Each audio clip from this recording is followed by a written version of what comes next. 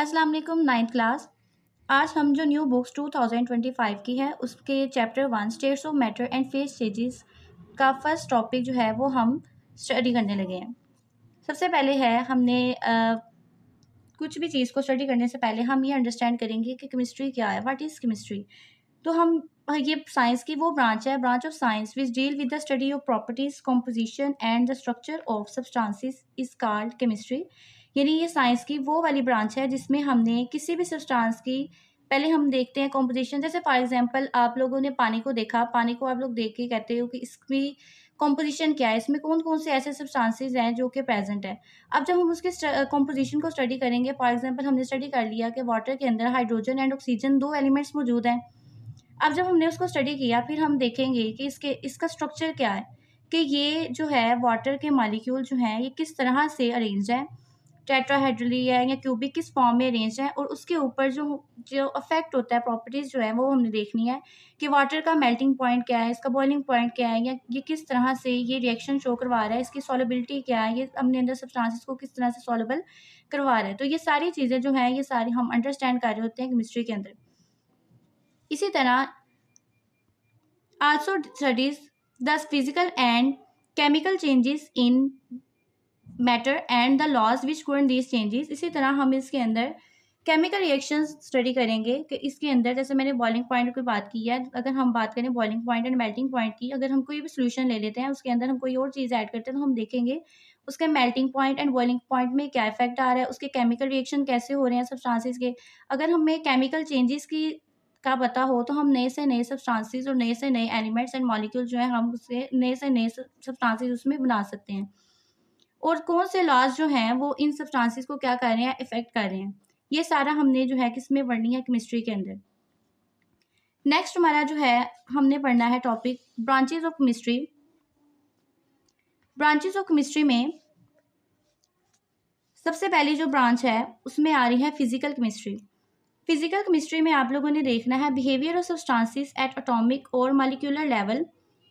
Substances को आप लोगों ने देखना है कि इसकी कॉम्पोजिशन क्या है, और फिर आप लोगों ने देखना है इसमें how physical laws cause atoms and molecules to show specific characteristics या प्रॉपर्टीज। फॉर एग्जांपल उसकी जैसे मेल्टिंग पॉइंट है या बॉइलिंग पॉइंट हो गया, उसकी डेंसिटी होगी, सॉलिबिलिटी होगी। जैसे मैंने पहले भी बात की है कि हमारे पास कोई भी लिक्विड या कोई भी सोल्यूशन, कोई भी चीज़ हमें अगर दे दी गई है, हमने उसमें देखना है कि उसमें कौन कौन से लॉज हैं। जैसे फॉर एग्जांपल एक गैस का एक कंटेनर है हमारे पास, हम उसके ऊपर एक लॉ जैसे बॉयल लॉ है हमारे पास केमिस्ट्री में। अब उसमें जो है क्या है, वॉल्यूम एंड प्रेशर का जो है इफेक्ट है। बॉयल लॉ में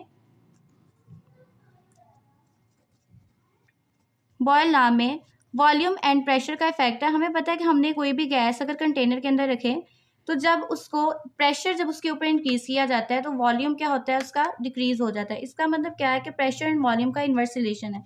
जब उस चीज़ का वॉल्यूम इफेक्ट होगा तो उसकी डेंसिटी भी क्या है, वो भी ऑब्वियसली क्या होगी, इफेक्ट होगी।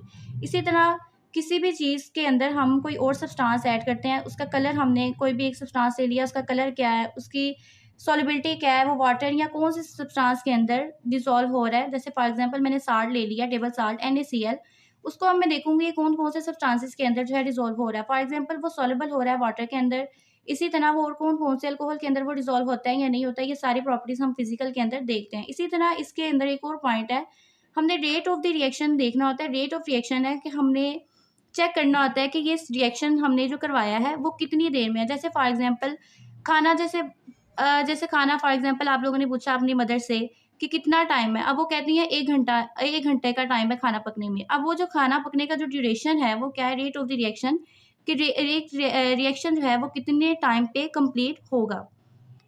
अब इसी तरह इसके सेकंड ब्रांच है वो है इनऑर्गेनिक केमिस्ट्री। इनऑर्गेनिक केमिस्ट्री में जो है compounds, branch of chemistry which deal with the study of compounds that do not contain carbon hydrogen bond and their derivatives. अब इसमें हम सिंपल वर्ड्स में ये कह सकते हैं कि इसके अंदर हाइड्रोकार्बन्स मौजूद नहीं है। कार्बन हाइड्रोजन बॉन्ड्स को जो है वो वाले सब्सटेंसेस को हम हाइड्रोकार्बन्स कह रहे होते हैं। अब ये वाले साइंस की वो ब्रांच है जिसके अंदर हमने सब एलिमेंट्स को स्टडी करना है या कंपाउंड्स को स्टडी करना है, लेकिन वो वाले कंपाउंड जिसके अंदर कार्बन और हाइड्रोजन का डायरेक्ट बॉन्ड ना हो। जैसे फॉर एग्जांपल ये कार्बन है और ये इसके साथ हाइड्रोजन है, ये इसका डायरेक्ट बॉन्ड है और ये वाला इसके अंदर नहीं होगा डायरेक्टली।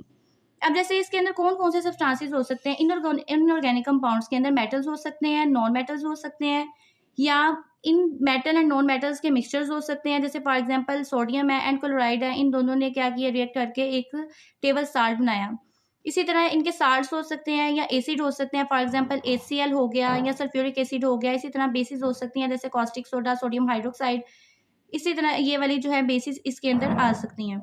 नेक्स्ट हम इसके यूजेस देखते हैं, इनऑर्गेनिक कंपाउंड के जो है वो यूजेस क्या हैं।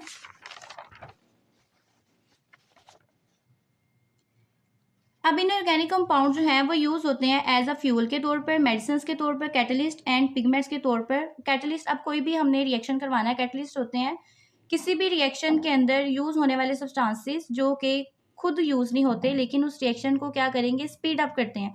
जैसे फॉर एग्जांपल आयरन कैटलिस्ट हो गया। अब हमने वो वाले रिएक्शंस जिसके अंदर हम इनऑर्गेनिक सब्सटेंसेस को यूज़ कर रहे होते हैं कैटलिस्ट के तौर पे, वो भी इनऑर्गेनिक केमिस्ट्री के अंदर हमने स्टडी करना होता है। उसके बाद है नेक्स्ट थर्ड ब्रांच इसकी, ऑर्गेनिक केमिस्ट्री। ऑर्गेनिक केमिस्ट्री में हमने किस चीज़ को स्टडी करना है, the branch of chemistry that deals with the study of covalent compounds of carbon and hydrogen and their derivatives.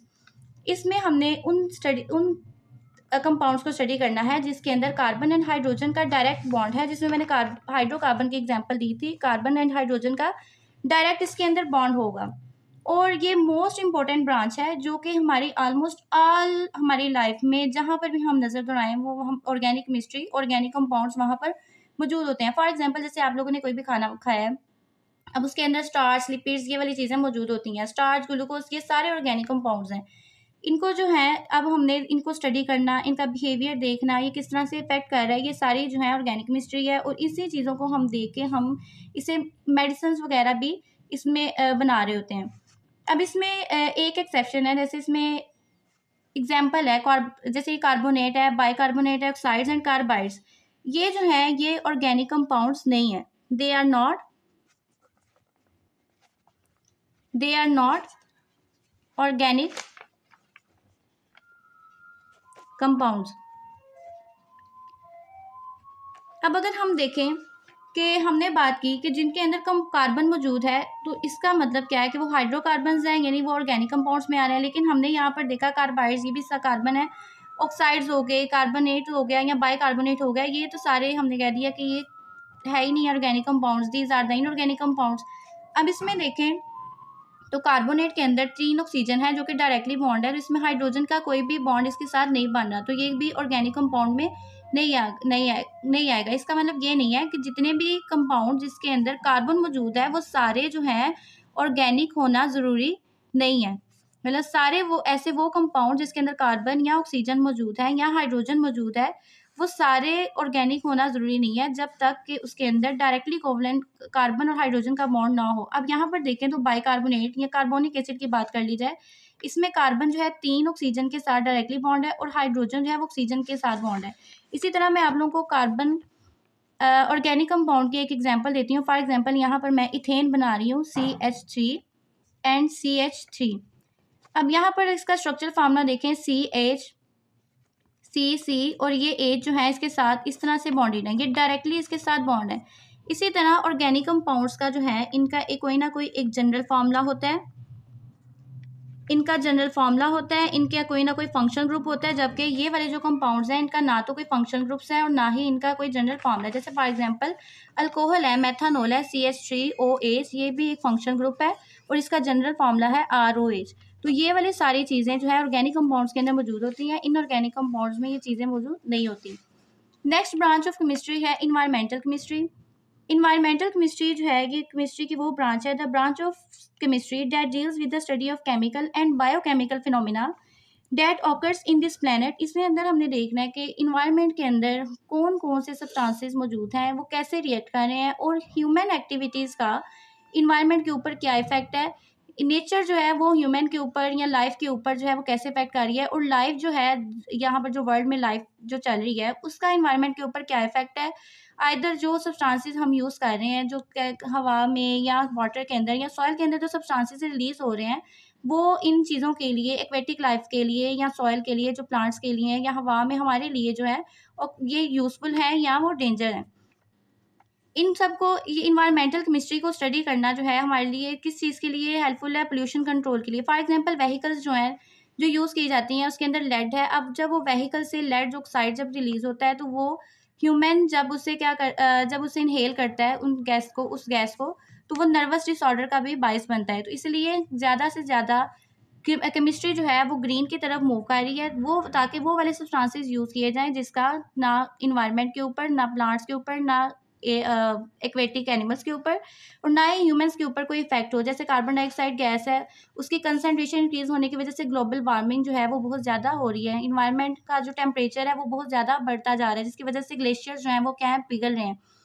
तो ग्लेशियर्स मेल्ट हो रहे हैं, इसलिए अब उसके अल्टरनेट जो है हमें जो है पोल्यूशन को कंट्रोल करने के लिए हम डिफरेंट फैक्टर्स जो हैं वो लेके आ रहे हैं। अपनी जो बना नई से नई चीज़ें जो बना रहे हैं उसमें हम लेस हार्मफुल सब्सटेंसेस जो हैं वो यूज़ कर रहे हैं, ताकि डायरेक्टली जो है इंडस्ट्रियल एफ्लुएंट्स वगैरह वो इन्वायरमेंट में रिलीज़ ना हो। इसके बाद है इसकी 5 वाली जो है branch, analytical chemistry, the branch of chemistry that deals with the analysis of different substances. अब इसके अंदर हमने क्या देखना है कि हमने, जैसे मैंने कहा है कि हमने इन्वायरमेंट के ही अगर फॉर एग्जांपल सब्सटेंसेस को देखना है, उसमें मैंने क्या देखना है, हमने सब्सटेंसेस को सेपरेट करना है, उसको आइडेंटिफाई करना है and determination of the concentration of material things, इसमें हमने ये चीज़ों को देखना होता है। जैसे फॉर एग्जांपल आप लोगों को कोई भी सॉल्यूशन दे दिया गया हुआ है, कोई भी आप लोगों को लिक्विड लाकर दे दिया गया है, अब वो आपको कहा गया है कि ये देख बताएं इसके अंदर कौन कौन से सब्सटेंसेस हैं। जैसे आप लोगों ने कहीं से भी रिसर्च कर रहे हो, आप लोग वहाँ जाकर देखते हो कि ये वाला हमें सब्सटेंस, ये लिक्विड हमें मिला है। अब उस लिक्विड के अंदर आप लोग देखोगे कौन कौन से सब्सटेंसेस है, उसमें आप लोग डिफरेंट टेक्निक्स यूज़ करोगे। डिफरेंट टेक्निक्स के थ्रू आप लोग, जिसमें सॉल्वेंट एक्सट्रैक्शन आ जाती है, फ्रैक्शनल डिस्टिलेशन आ जाती है। फ्रैक्शनल डिस्टिलेशन में जैसे बॉइलिंग पॉइंट की बेस पे आप लोग डिफरेंट सब्सटेंसेस को सेपरेट कर रहे होते हो।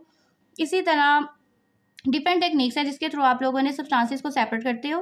फिर सेपरेट करने के बाद आप लोगों ने वन बाय वन सब्सटेंसेस को आइडेंटिफाई करना है। आइदर ये वाला सब्सटेंस जो है ये है, ये वाला ये है, ये वाला ये है।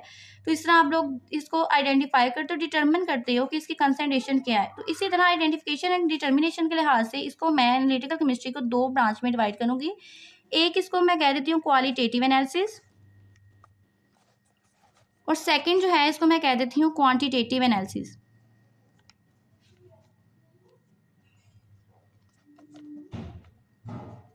अब जो क्वालिटेटिव एनालिसिस है, क्वालिटी क्या किसे कहा जाता है कि इसमें कौन कौन से कंटेंट्स मौजूद हैं, ये वाले हमने चेक करना है। फॉर एग्जांपल मेरे पास कोई भी एक सब्सटेंस है, मुझे दे दिया गया है, मैंने उसमें स्टडी किया कि मैंने कहा इसमें कार्बन है, इसमें हाइड्रोजन है, इसमें ऑक्सीजन है, ये वाले सब्सटेंसेस इसके अंदर जो है वो मौजूद हैं। लेकिन अगर मैं जो है ये वाले सब्सटेंसेस इसके अंदर मौजूद हैं, ये आ गया क्वालिटेटिव एनालिसिस में। अब क्वांटिटेटिव एनालिसिस में है, अब मैंने देखना है कंसंट्रेशन ऑफ कार्बन कितनी है। फॉर एग्जांपल मैं कह रही हूँ कार्बन की कंसंट्रेशन इसमें ऑलमोस्ट 12 ग्राम मौजूद है। इसी तरह मैं हाइड्रोजन की कंसंट्रेशन देख रही हूँ, कितने ग्राम्स में मैंने देखनी है। ये यूनिट्स पे डिपेंड करता है, वो भी कंसंट्रेशन के यूनिट्स होते हैं। मैं इसको परसेंटेज में चेक करना चाह रही हूँ, या इसको मैंने मोलर में सोल्यूशन में देखना है या मोलर में देखना है, ये क्वांटिटेटिव एनालिसिस में आ गई। तो इसकी कॉम्पोजिशन देखना कि इसकी अमाउंट कितनी है, इसकी अमाउंट कितनी है, इसकी अमाउंट कितनी है, ये क्वांटिटेटिव एनालिसिस में आ जाता है।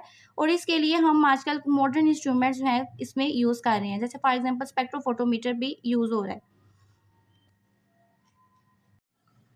यहाँ तक है हमारा फर्स्ट लेक्चर। नेक्स्ट ब्रांचेज जो है वो हम सेकंड लेक्चर में डिस्कस करेंगे। और अगर आपका कोई भी क्वेश्चन है तो आप कमेंट सेक्शन में लाजमी पूछ सकते हैं। और जो मज़ीद लेक्चर्स जो हैं देखने के लिए आप चैनल को सब्सक्राइब लाजमी करें और वीडियो को लाइक भी ज़रूर कीजिए। Thank you.